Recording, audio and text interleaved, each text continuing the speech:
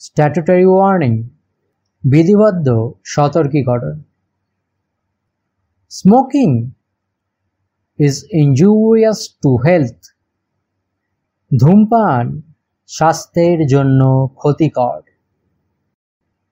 Alcohol consumption is injurious to health, মদ্যপান স্বাস্থ্যের জন্য ক্ষতিকর। সে নো টু ড্রাগস, মাদককে না বলুন।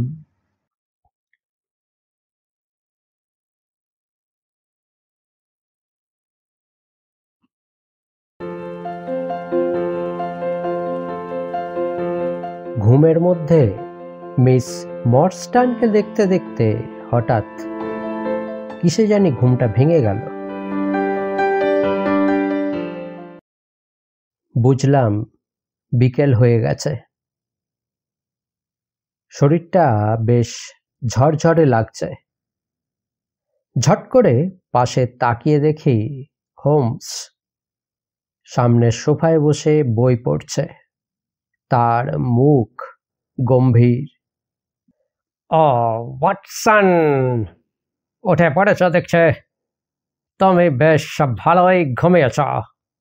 ভয় হয়েছিল আমাদের কথাবার্তায় তুমি না জেগে ওঠো। না হোমস, আমি কিছুই তো শুনিনি। তাহলে নতুন কিছু খবর আছে নাকি? দুঃখের সঙ্গে বলছি না।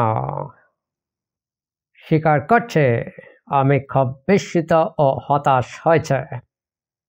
এইমাত্র উইগিন্স খবর দিয়ে গেল, লঞ্চের কোনো চিহ্নই নেই। এখন যে প্রতিটা ঘন্টাই মূল্যবান। আমি কি কিছু করতে পারি? না না, আমাদের কিছুই করবার নেই। অপেক্ষাই করতে হবে। আমরা চলে গেলে সেই ফাঁকে কোনো খবর যদি আসে, অকারণে দেরি হবে। তোমার যা ইচ্ছা করতে পারো, আমাকে এখানেই থাকতে হবে। আমি তাহলে কাম্বারওয়েলে গিয়ে মিসেস সেসিল ফরেস্টারের সঙ্গে দেখা করে আসি। গতকালই তিনি আমাকে যেতে বলেছিলেন। মিসেস সেসিল ফরেস্টারের সঙ্গে বুঝে? না, মানে মিস মর্সটানের সঙ্গেও। ঘটনার বিবরণ জানতে তারাও উদ্গ্রীব হয়ে আছে। ঠিক আছে, তবে আমার মনে হয় ঘটনার বিবরণ সংক্ষিপ্ত হলেই ভালো হয়। বেরিয়ে পড়ো তাহলে। তোমার ভাগ্য প্রসন্ন হোক। Good luck. আর ওয়াটসন, টবিকে মনে হয় এখন আর কোনো প্রয়োজন হবে না, তাই তুমি যাতে ওকে একটা ফেরত দিয়ে আসো তো খুব ভালো হয়। ঠিক আছে হোমস। কুকুরটাকে সঙ্গে নিয়ে পেঞ্চিনের বুড়োর কাছে তাকে ফিরিয়ে দিলাম। সঙ্গে একটা আধগিনিও দিলাম। তারপর কাম্বারওয়েলে গেলাম। মিস মর্সটানের সঙ্গে দেখা হলো। মিসেস সেসিল ফরেস্টারও সেখানে ছিল। দুজনকেই সংক্ষিপ্তভাবে সম্পূর্ণ ঘটনার ভয়ঙ্কর অংশগুলো বাদ দিয়ে বললাম। দুজনেই চকিত, বিস্মিত এবং আশ্চর্য ভাবাপন্ন হয়ে ঘটনার বিবরণ শুনল। একটু ভেবে মিস মেরিকে বললাম, শার্লক হোমস সর্বতোভাবে চেষ্টা করছে যেন বেচারি মিস্টার থ্যাডডিউস শোল্টকে সমস্ত রকম অভিযোগ থেকে মুক্ত করা যায়, আর যেন রত্নভাণ্ডার উদ্ধার করা যায়। এই অনুসন্ধানের উপরেই আপনার ভাগ্য নির্ভর করছে। সত্যি একবার ভাবুন তো, ধনবতী হওয়ার মানে কি? পৃথিবীটাকে আপনার পায়ের তলায় পাওয়ার মানে কি? কিন্তু দেখলাম এত বড় সম্ভাবনার কথা শুনেও তার চোখে মুখে কোনো উল্লাসের চিহ্ন ফুটে উঠল না। এতে আমার বুকের মধ্যে আনন্দের একটা শিহরণ খেলে গেল।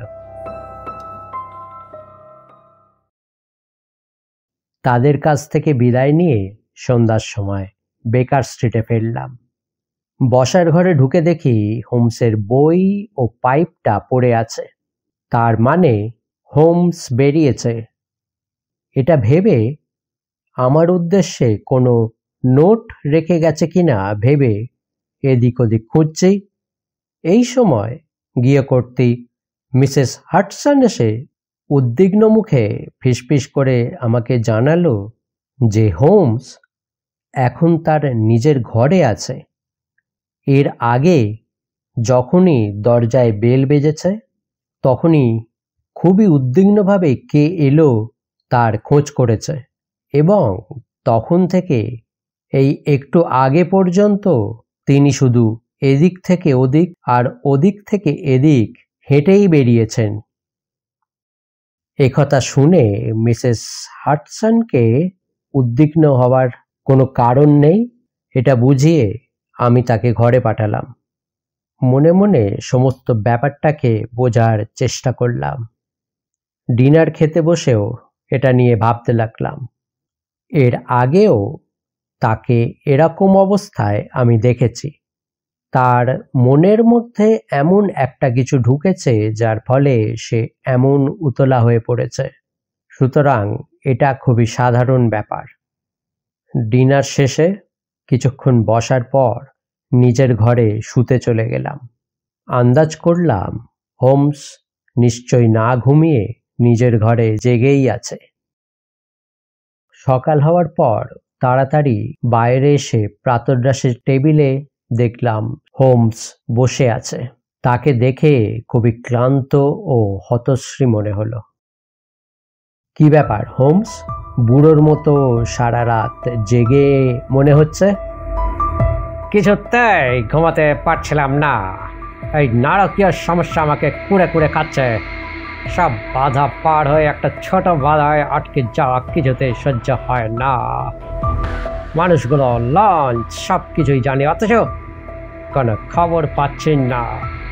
অন্য কর্মীদেরও কাজে নামিয়েছি, আমার সাধ্যমতো সব রকম ব্যবস্থা গ্রহণ করেছে।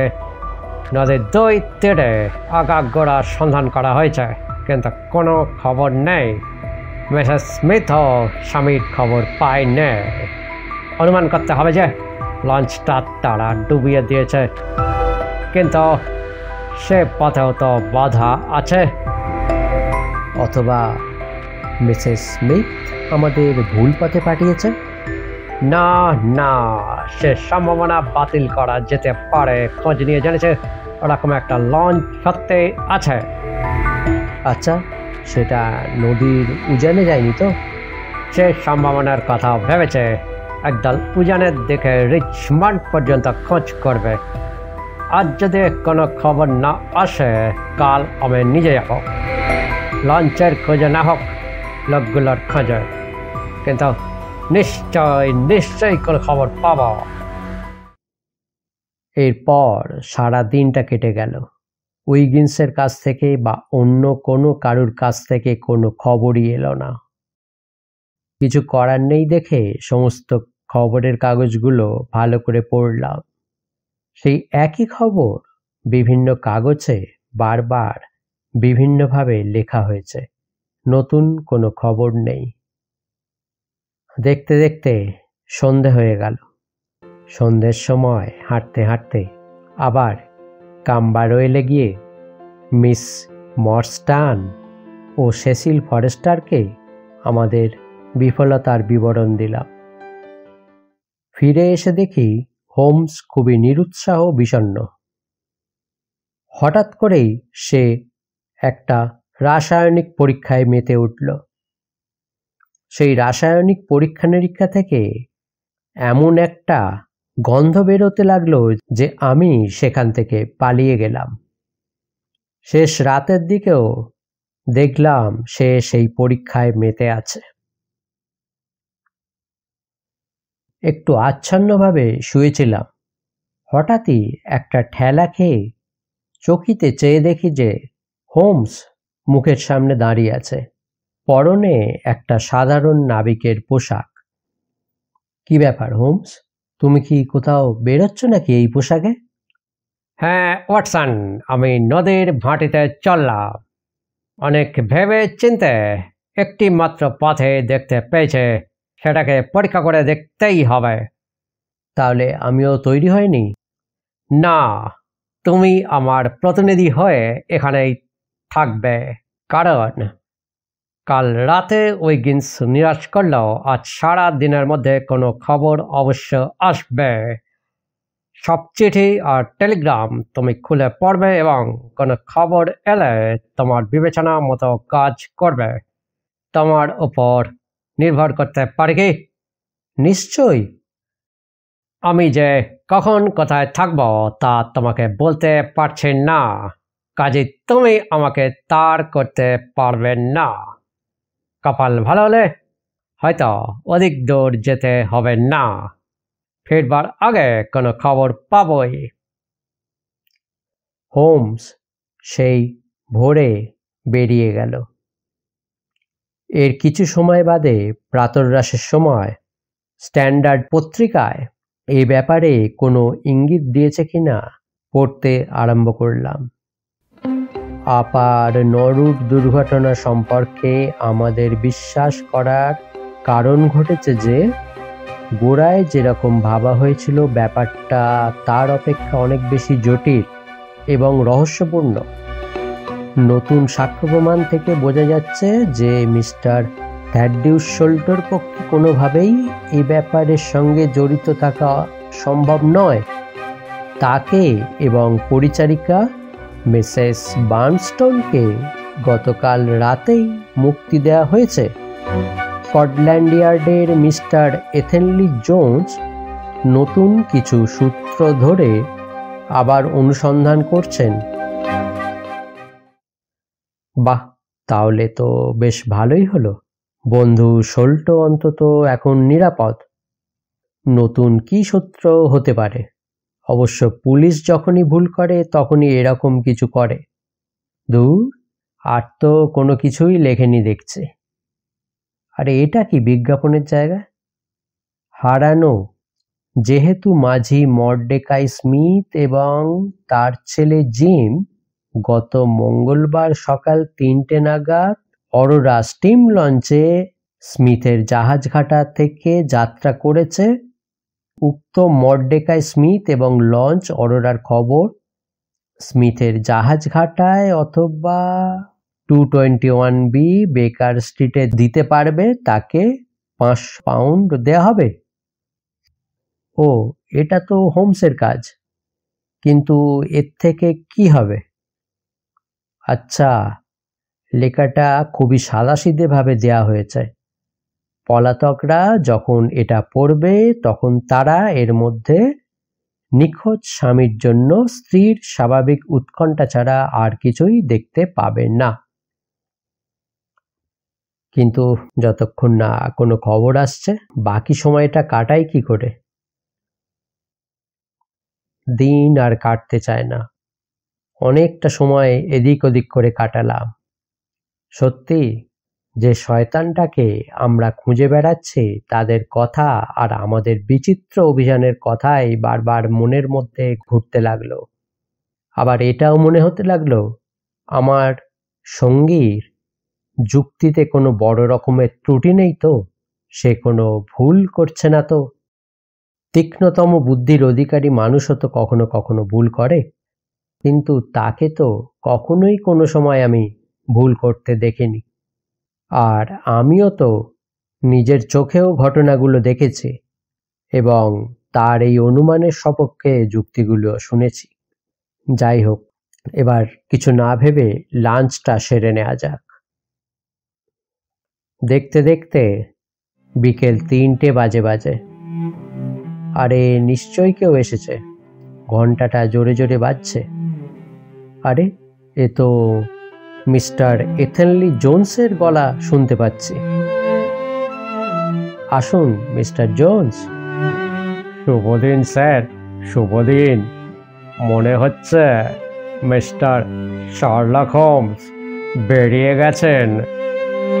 হ্যাঁ, কখন ফিরবে তাও জানি না, তবে আপনি নিশ্চয়ই অপেক্ষা করবেন। চেয়ারে বসুন, একটা চুরুট ধরান। ধন্যবাদ, বসতে এখন আর কোনো আপত্তি নেই। হুইস্কি আর সোডা? বেশ, তবে আধ গ্লাস। অসময়ে বড়ই গরম পড়েছে, আর আমার ওপর দিয়ে ধকলে যাচ্ছে খুব। নরুট কেস সম্পর্কে আমার অভিমত তো আপনি জানেন। হ্যাঁ হ্যাঁ, আপনি বলেছিলেন, মনে পড়ে। দেখুন, আমি সেটা বদলাতে বাধ্য হয়েছে। মিস্টার শোল্ডকে ঘিরে জালটাকে বেশ কষে টেনে এনেছিলাম। এমন সময় ঠিক মধ্যেখানের একটা বড় ছিদ্রের ভেতর দিয়ে তিনি পালিয়ে গেলেন। এমন একটা আলবি তিনি প্রমাণ করলেন যেটাকে খণ্ডন করা গেল না। তার ভাইয়ের ঘর থেকে বের হবার পর থেকে সে সব সময় কারো না কারোর দৃষ্টিপাতের মধ্যেই ছিল। কাজেই তার পক্ষে ছাদের উপরে ওঠা, গুপ্ত দরজার ভেতরে ঢোকা সম্ভবই নয়। কেসটা বড়ই খারাপ। আমার পেশাগত কৃতিত্ব বিপন্ন হতে বসেছে। একটু সাহায্য পেলে বড় ভালো হতো। হ্যাঁ, কখনো না কখনো সকলেরই সাহায্যের দরকার হয়। আপনার বন্ধু মিস্টার শার্লক হোমস একটা আশ্চর্য মানুষ স্যার। তিনি অপরাজয়। এমন একটা কেসও দেখেনি যার উপর তিনি আলোকপাত করতে পারেননি। তার পদ্ধতিগুলো একটু খামখেয়ালি, আর বড় দ্রুত তিনি একটা সিদ্ধান্তে ঝাঁপ দেন বটে। কিন্তু সব কিছু মিলিয়ে আমি মনে করে তিনি একজন খুব সফল অফিসার হতে পারতেন। আজ সকালে তার একটা তার পেয়েছে। তার থেকেই মনে হচ্ছে এই শোল্টার ব্যাপারে তিনি একটা সূত্র খুঁজে পেয়েছেন। এই সেই তার। দেখি, এই তো 12টার সময় পপলার থেকে পাঠানো হয়েছে। এখনই বেকার স্ট্রিটে চলে যান। আমি যদি তখনও না ফিরি অপেক্ষা করবেন। শোল্টোর আততায়ী দলের সন্ধান পেয়েছি। শেষ পর্যায়ে যদি এর মধ্যে ঢুকতে চান, আজ রাতে আমাদের সঙ্গে আসতে পারেন। বাহ, ভালোই তো মনে হচ্ছে। নিশ্চয়ই সে আবার হদিশ পেয়েছে। ও, তাহলে ভুল করেছিলেন। উনি যেনারও ভুল হয়ে থাকে। অবশ্য ব্যাপারটা বাজেও হতে পারে। যাই হোক, আইনের অধিকর্তা হিসাবে আমার কর্তব্য কোনো সুযোগকে ফসকে যেতে না দেওয়া। কিন্তু কে যেন এসেছে মনে হচ্ছে। খুব সম্ভবত তিনি। হ্যাঁ, সত্যিই তো। কিন্তু হোমস বলে তো মনে হচ্ছে না। খুব ভারী পা ফেলে ফেলে সিঁড়ি দিয়ে কেউ উঠছে, আবার দাঁড়িয়েও পড়ল। একটা ঘর ঘর সাঁই সাঁই আওয়াজও তার নিঃশ্বাস টানার সঙ্গে কানে আসছে। নিঃশ্বাস নিতে তার বেশ কষ্ট হচ্ছে। আরে, ইনি কে? এ তো দেখছি একজন বৃদ্ধ লোক। পিঠ একেবারে নুয়ে পড়েছে, হাত দুটোও কাঁপছে। আর ঠিকই নিঃশ্বাসে বেদনাদায়ক হাঁপানির লক্ষণ। লাঠিতে ভর দিয়ে খুব কষ্ট করেই উনি উঠে এসেছেন। মোটা ভুরু, লম্বা ধূসর জুলফিতে মুখটা একেবারে ঢাকাই পড়ে গেছে।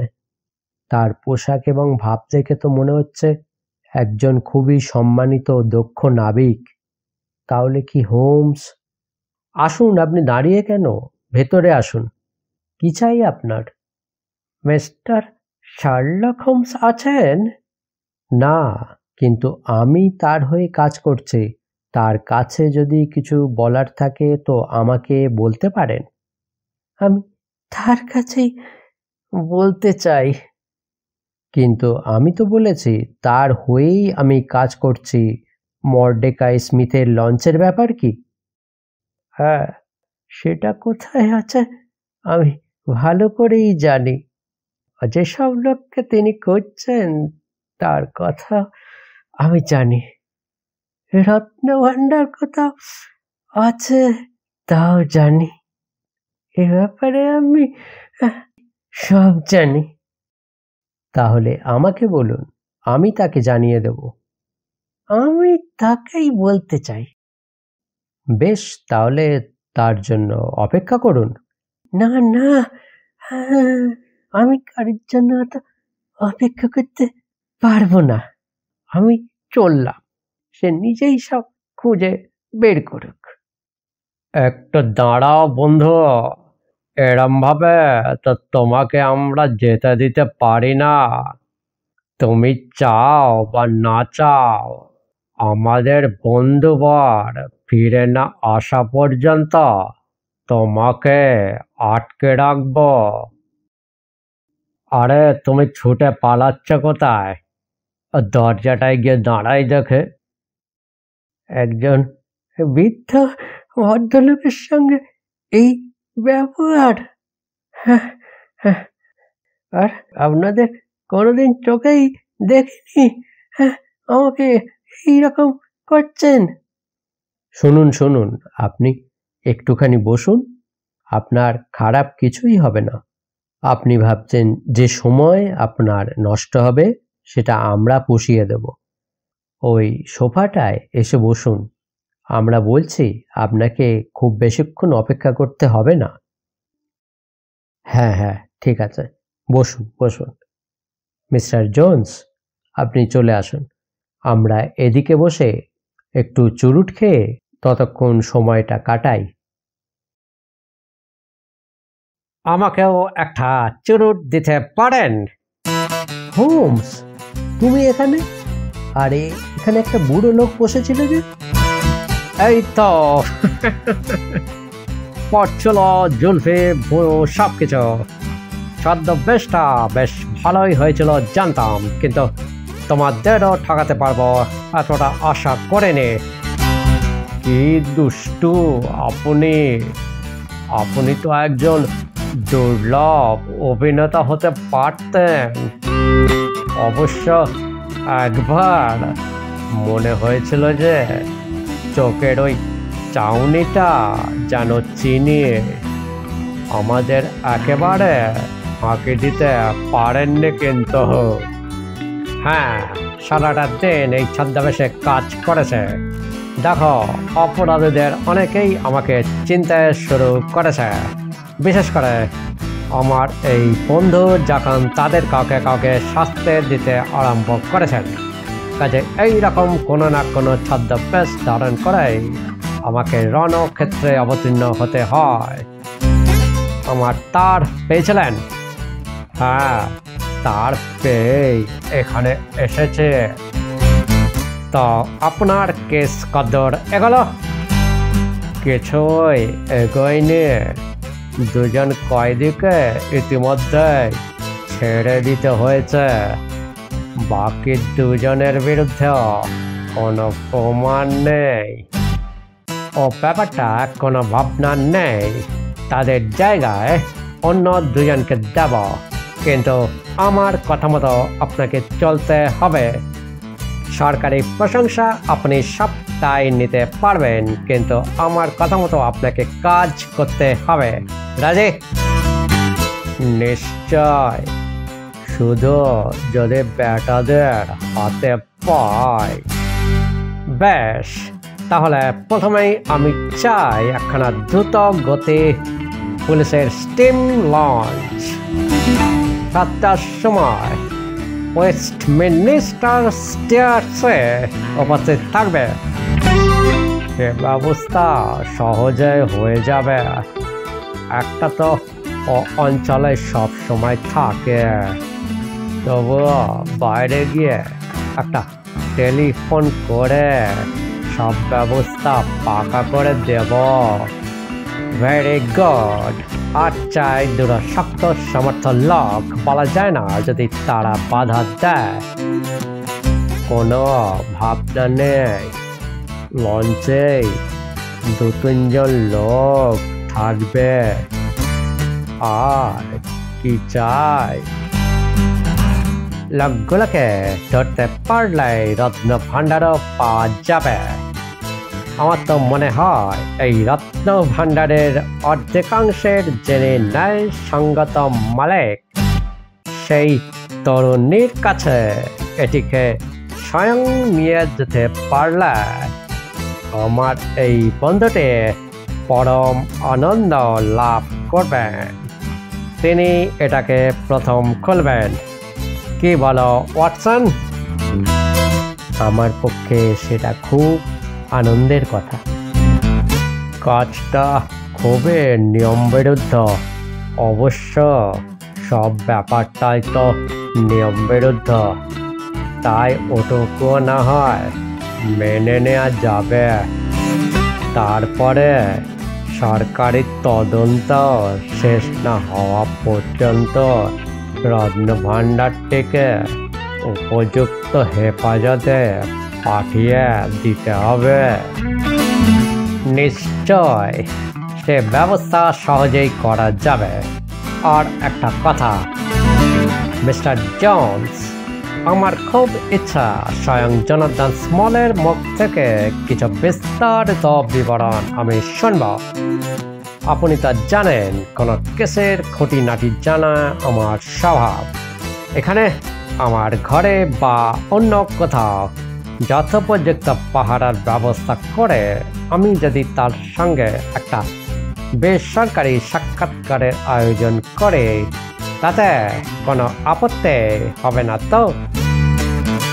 দেখুন, সব ব্যাপারটাই এখন আপনার হাতে। আর ওরে বাবা, এই জোনাথন স্মল, আমি তো ভেবেছিলাম আপনার মনে হয় ভুল হয়েছে। এখন দেখছি সেই জোনাথন স্মলই আসল অপরাধী বলে আপনি যাকে প্রথম থেকেই সন্দেহ করেছেন। যাই হোক, জোনাথন স্মলের অস্তিত্বের কোনো প্রমাণ আমার কাছে নেই, কিন্তু তাকে যদি ধরতে পারেন তাহলে তার সঙ্গে আপনার সাক্ষাৎকারে আমি আর কেমন করে আপত্তি করব? তাহলে মিস্টার জোন্স, ওই কথাই রইল। নিশ্চয়। আর কিছু আছে? আছে। আপনাকে আজ আমাদের সঙ্গে খেতে হবে। আধ ঘন্টার মধ্যেই সব তৈরি হয়ে যাবে। জি লা লা লা লা।